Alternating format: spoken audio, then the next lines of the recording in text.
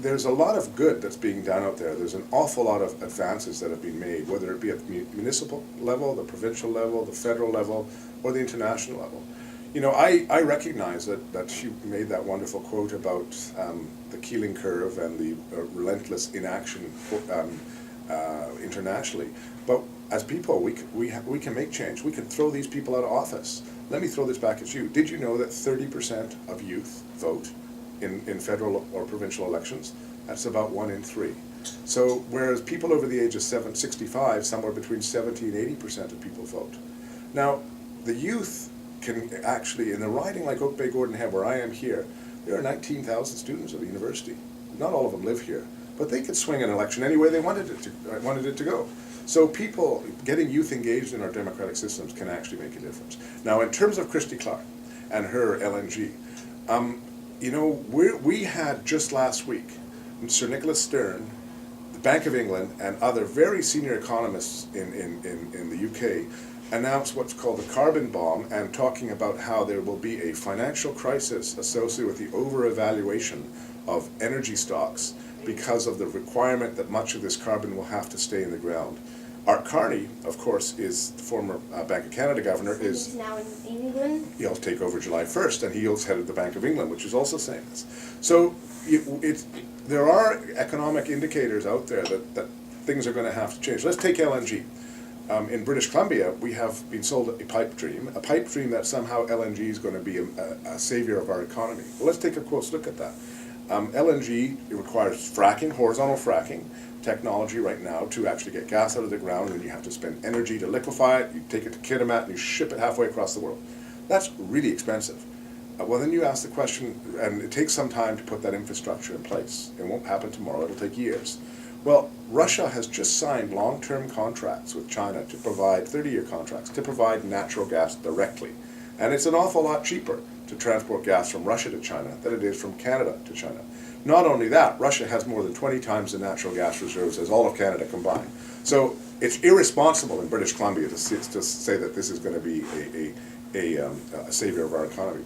I think we could follow the leadership role that was showed in Europe, where the clean tech sector has actually emerged, where you look in places like Germany, where solar power is becoming status quo, and actually is almost able to get into the market at similar costs as regular production of energy. In India, solar power now is cost competitive with any other form of electricity production. So we're seeing a change, but the changes, and a change will happen, once it starts to happen, it'll happen rapidly.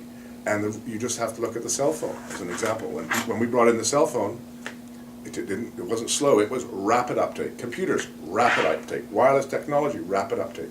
There's the same thing happening with clean energy, clean tech, clean renewable energy, green building code, is that it's coming and there's resistance. People don't want it to change because there's vested interest. But once it does, it's like a steamroll.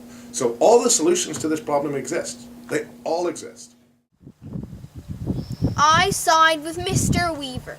I would like to see our province and country follow the path he has described. Why? I love this world. I would like to keep it this way, both for myself and future generations.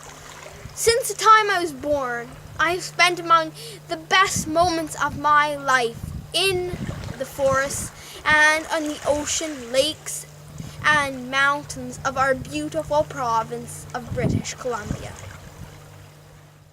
I have toddled through a softly rain-kissed, healthy forest with my 2 beloved dogs by my side. I have jumped over puddles of water on the trail of a magnificent coastal forest containing Douglas firs, red cedars, and western hemlocks. I have rolled in a perfectly and naturally watered meadow filled with wild flowers like daisies, camas, and chocolate lily. I have rambled in crisp, beautiful, fresh, snowy woods. I've seen a live cougar, very large, his fur a tawny yellow-brown, with a surprisingly long tail. I have viewed a black bear, enormous, ebony, and very strong. I have witnessed another bear stalk an elk grazing in beautiful wild meadow. I have eaten countless huckleberries, shaped like a pea but colored like a ruby. I appeared at a great horned owl in the thick of rainforest woods, large, with incredible yellow eyes and a chestnut-colored body. I have lounged on a log on the beach beside Ocean Strait, while a fresh, crisp ocean breeze whispered to me. I searched for ochre sea stars, red crabs, and moon snails in peaceful inlet waters. I have plunged my head into salty ocean water to pursue crabs. From time to time, their claws have pinched my hand. I watched a seagull dropping an oyster shell from high above to crack it open. I have seen salmon jumping high out of the ocean. I have witnessed cormorants plunging below the ocean surface for minutes and reappearing far away with a fish in their beaks. I have spied great blue herons, patiently waiting at the seashore, entrapping fish in their long, fine beaks, throwing their heads back and sending the fish down their gullet. I have seen harbor seals quickly dive into the ocean after sunning on a rock. I have observed little shorebirds running between waves on a sandy beach. I have watched pods of orca whales surfacing on the ocean. I have seen dolphins jumping over waves. I have gently held a bullfrog alongside a mountain lake. I have swum in mountain-ringed lakes, their bottoms concealed hundreds of feet below. In its shallows, big strings of reed grass tickle my belly as I return shore. While swimming, I have chased rainbow trout in those same shallows. I have closely observed the American coot, a secretive bird with odd, rail-like feet that tread water in boggy lakes. Their bills are the color of ivory, topped with a red dot, and their bodies are blackish gray. I have kayaked on lakes with high cliffs and over deep water with a stiff breeze in my face.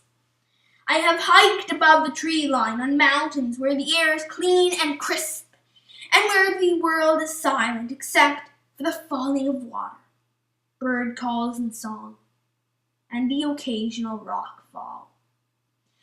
I have walked over sheets of snow and ice, remainders from the winter before, and now perishing in the summer sun. I have soaked my hands in glacial, refreshing mountain streams. My sister and I have held sheets of pure, cool ice, peeled from the edges of a mountain tarn. I have hiked among flocks of white-tailed ptarmigan residing on the shoulders of mountains. I have dipped myself into cool and refreshing mountain tarns. I have had to run down a mountain in the middle of a thunderstorm, chased by hail and rain. I have seen nature firsthand. I want the generations that follow to be able to do the same. I have come to love nature. I want the generations that follow to be able to love it too.